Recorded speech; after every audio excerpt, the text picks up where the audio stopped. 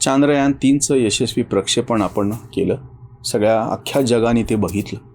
खरं तर अपेक्षा अशी होती की खुल्या मनाने ह्या सगळ्याचं स्वागत झालं पाहिजे. आपल्याकडं 2 गोष्टी अगदी स्वातंत्र्यापासून आधीचं जाऊच द्या.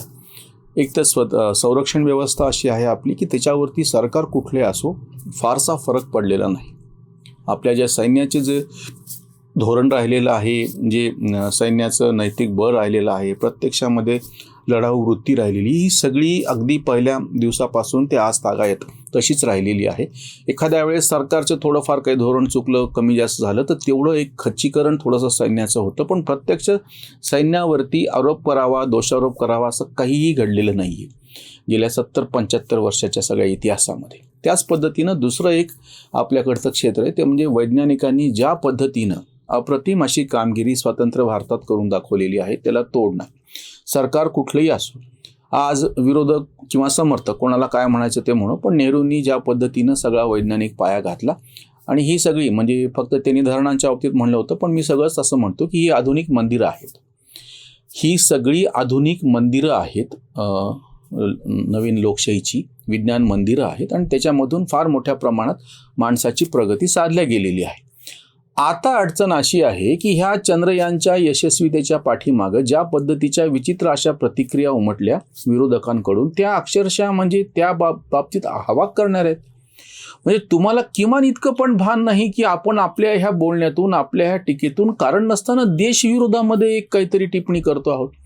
ज्या पद्धतीने की मोदीला, भाजप संघाला, अमित शहाला विरोध करता करता तुम्ही देशद्रोहीच कधी बनत चाललेलात कळायला मार्ग नाही. तुम्ही ज्या पद्धतीनं अभिव्यक्ती स्वातंत्र्याच्या नावाखाली बाकीच्या खाली नको त्या गोष्टीचं समर्थन करा, अगदी भारत विरोधी नारे दिले तरी, किंवा परदेशामध्ये जाऊन राहुल गांधी सारखे अतिशय काय म्हणता येईल त्याला उठवळ असे नेते जे ज्या पद्धतीचा मूर्खपणा करतात त्यांचे समर्थन करणारे, त्याच्यामुळे 2 गोष्टीच्या बाबतीमध्ये फार विचित्र पद्धतीनं विरोधकांची जी टीका आहे ती काय म्हणता येईल त्याला घातक आहे. एक तर सैन्यावरती केलेली टीका, गलवान खोऱ्यामध्ये जेव्हा जी झडप झाली होती आणि आपले 20 जवान शहीद झाले आणि आजही त्याच्या बाबतीमध्ये अतिशय अर्वाच्यपणे हे बोलतात. वास्तविक पाहता संरक्षण मंत्री काय किंवा बाकीच्या कोणी बोलण्याच्या पेक्षा सैन्याच्या प्रवक्त्यांनी फार स्पष्टपणे त्याच्या बाबतीमधले सगळं वस्तुस्थिती जी आहे विशद केली. सगळ्या 20च्या 20 जवानांचे जे शव आहेत ते त्यांच्या गावी पोहोचवले सन्मानानं, त्यांचा अंत्यविधी करण्यात आला. त्या ठिकाणी काय घडलेलं आहे, सैन्याच्या प्रवक्त्यांनी पत्रकारांना घेऊन जाऊन स्पष्टपणे त्या तिथलं सगळं दाखवलं, सगळी माहिती दिली. ह्याच्यामध्ये सरकार बाजूला ठेवा, ह्याच्यामध्ये पक्ष बाजूला ठेवा, आणि तरीही ऐकायला तयार नाही. त्याच पद्धतीनं आता हे जे श्रीहरिकोटाच्या ह्याच्यावरून आता जे चंद्रयान ह्याच्या बाबतीमधली फार सविस्तर व्यवस्थित माहिती वैज्ञानिकांनी वारंवार पुरवलेली आहे. जेव्हा हे अशा पद्धतीचे आपलं काय म्हणता येईल त्याला या योजना फसल्या, त्यांच्याही बाबतीमध्ये सविस्तर असं विवरण वैज्ञानिकांनी केलेलं आहे. वारंवार आता तर मोठ्या प्रमाणामध्ये याच्यावरती लिखाण पण केलं जात आहे. म्हणजे ह्याच्यामध्ये सरकार कुठल्याही बाजूला ठेवा. मी परत असं सांगतो की एखाद्या सरकारने निधी कमी जास्त दिला, धोरणं बदलली, त्याच्यामुळे तोटा होतो, ही गोष्ट खरी आहे. त्याच्यामुळे टीका जी होती ती एखाद्या वेळेस सरकारवरती केली जाते, सरकारवरती करायला पण पाहिजे. पण तुम्ही शास्त्रज्ञांच्या पातळीवरती जे काही, जसं विशेषतः आता इतका मोठा आनंदाचा क्षण आहे, आपलं यान अवकाशामध्ये झेपावलेलं आहे, केवळ भारतच नव्हे तर सगळ्या जगाने कौतुकाने भारताच्या वैज्ञानिक प्रगतीच्या बाबतीमध्ये गौरवोद्गार काढलेले आहेत. हे सगळं समोर असताना मग काहीतरी इथं पैसा खर्च करण्याच्या पेक्षा काय गरिबांना अन्नच कसं दिलं नाही पाहिजे, कसं द्यायला पाहिजे होतं, दिल्लीमध्ये पूर आहे ना, प्रांतला काय जाऊन बसलेले आहेत, बाकी मणिपूर जळतं आहे हे काय झोपा काढायला लागलेत, पश्चिम बंगाल जळतं आहे काय तिकडे जाऊन तुम्ही यान उडवत बसलेले, हे काय गोष्टी चालल्यात. अपेक्षा अशी होती की हे सगळं बाजूला ठेवून अतिशय शांतपणे जे वैज्ञानिक प्रगती आपल्या शास्त्रज्ञांनी केलेली आहे तिच्या बाबतीमध्ये एक अतिशय कौतुकाने सगळ्यांनी त्यांच्या पाठीवर थाप ठेवणे, आणि निदान ह्या प्रसंगी तरी शुभ बोलणाऱ्या असं आपल्याकडे म्हटलं जातं की मंगल प्रसंगी काही बोलू नये. पण ते काहीच नसताना अतिशय विकृत पद्धतीनं त्याला विरोध करायचा आणि नाराजीचा सूर उमटायचा. ऋषिकेश ऋषी नावाचे आमचे एक मित्र आहेत फेसबुकवरती, त्याने एका उपग्रहाची नेहरूवियत अशा नावाने एक फार सुंदर कविता शेअर केली, मी तुमच्या समोर ठेवतो. मी मर्द उपग्रह फिरता, तू टंच ऑर्बिटल मादी, शूमेकर आहे साक्षी, मिल्की वेत आपली शादी.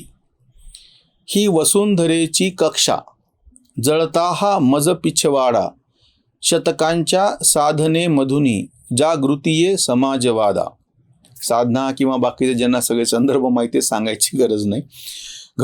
घडली मग अद्भुत वेळी, सर्वंकष ऐसी क्रांती, गरिबांचे आले राज्य, शोषकास पडली भ्रांती, अणुशक्ती टेक्नॉलॉजी, AI वा स्पेस कार आर्टिफिशियल इंटेलिजन्स, नेहरूंच्या कृपेस नाही कुठलाही पारावार, तितक्यात हाय मज भेदे इस्रोची अंध अहंता, तितक्यात हाय मज भेटे इस्रोची अंध अहंता, लानते भेजूया आपण त्या 56 इंची महंता, त्या 56 इंची महंता.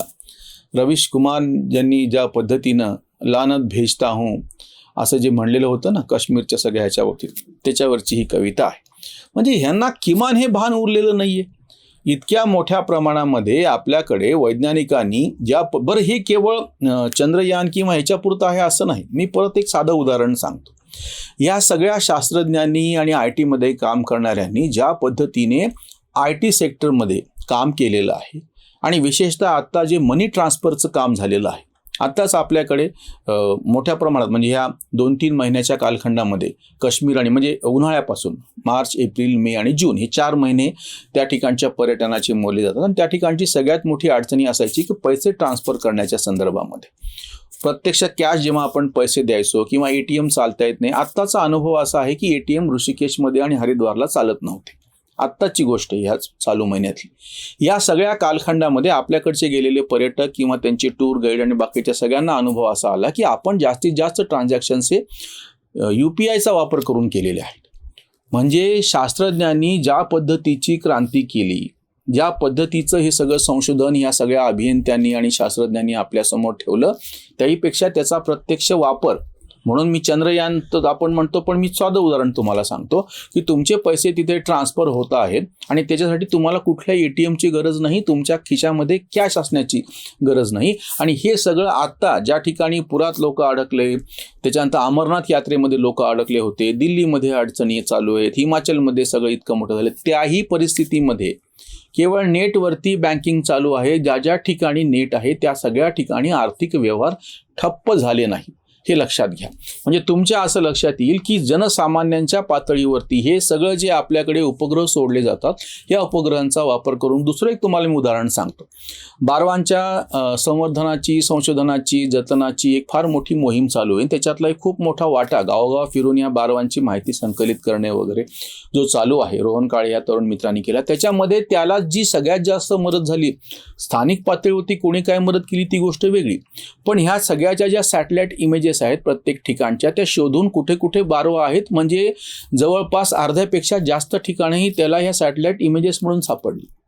गुगल मॅपवरती ते लोकेट करता आलं आणि त्याच्यानंतर ती म्हणजे एखाद्या मोहिमेला सामाजिक पातळीवरती जी गती द्यायची आहे 50 वर्षापूर्वी त्याला जो काही काळ लागला होता त्याच्या कित्येक पट कमी अतिशय सहज पद्धतीनं हे काम नवीन काळात झालेलं आहे.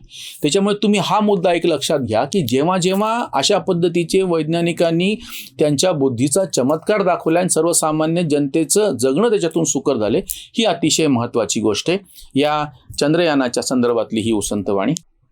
नभी झेपावले नवे चंद्रयान, अभिमाने मान उंचावली, कौतुकाने हासे नभातून चंद्र, डोळ्यांमध्ये मंद्र भाव दिसे, खगोल अभ्यास थोर परंपरा, वारसा तो खरा जागविला, झटले शास्त्रज्ञ ऋषी आधुनिक, तयांचे कौतिक किती करू, प्रयोगशाळा या विज्ञान मंदिरे, प्रश्नांची उत्तरे उकलली, विज्ञान मंत्राचा केला त्यांनी जप, फळा आले तप यान रूपे, कांत आज त्यांची गाऊया आरती, मनात भरती आनंदाची, मनात भरती आनंदाची.